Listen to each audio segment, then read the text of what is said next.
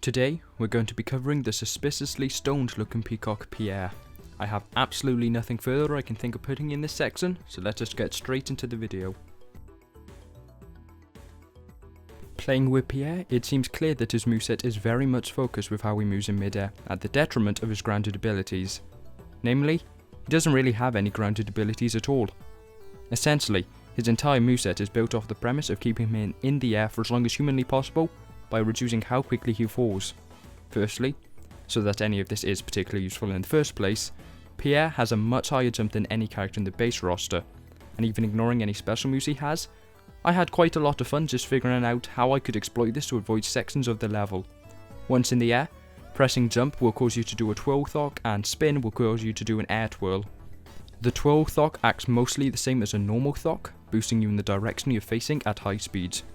I think it might be a little weaker than the original, as I felt like I was a little slower and affected by gravity slightly more, but the main difference is how it transforms you into a semi-vulnerable state.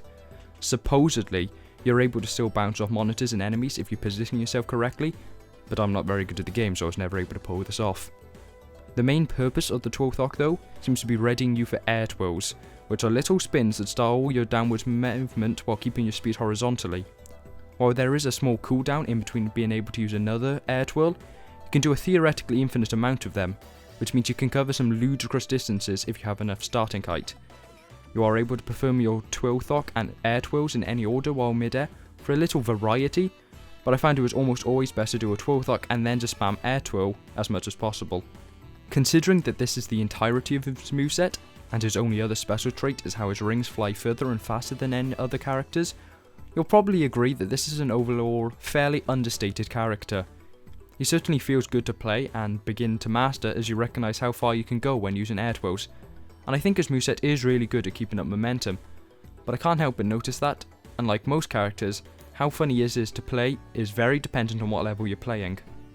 What I mean by that is that most characters have a pretty baseline level of stimulation you're having regardless of what stage or part of a stage you're in, usually because no matter where you are, there is something you can do to build more momentum, or you're having to fight against the character to keep control. However, because Pierre's moveset is so absolutely focused on allowing you to soar over large gaps using your elevated starting position, I found the level of mental stimulation I was getting varied a lot depending on the level I'm in. You'll notice that all of the footage I'm using comes either from Arid Canyon or Red Volcano Zone, and the reason for that is because I found they are the levels Pierre is most at home in. The large open areas and variation in height means that Pierre can really flex his abilities and keep up his momentum very well. However, playing levels like Greenflower Mountain Act 1, which lack large variation in height in open areas, or Techno Hill Act 2, which mostly consist of corridors, aren't very exciting because Pierre can't do anything but just run forward. I know I often lament the overuse of dash mode with custom characters, but I think part of why it's so popular is because it means excitement can be gleaned from any part of a level, even if all you're doing is running forward at ludicrous speeds. I mentioned it at the start of the video, but I think Pierre's expression in both his key art and most of his sprites is very goofy. Nevertheless, the sprites do look very good. In comparison to most mods, I don't think the artist's style really bleeds into the character very much, which, depending on your viewpoint, is either a good or a bad thing, but he blends into the core roster pretty well. I'm not really getting much of a Peacock vibe from him though, and if I was simply given the design without a name, I'd probably say he was a roadrunner. Since updating to SRB 2 version 2.2.10, the way save files are loaded seems to have been changed, and since I can't access my completed save file, I've been recording footage in record attack mode, where you can't access super forms.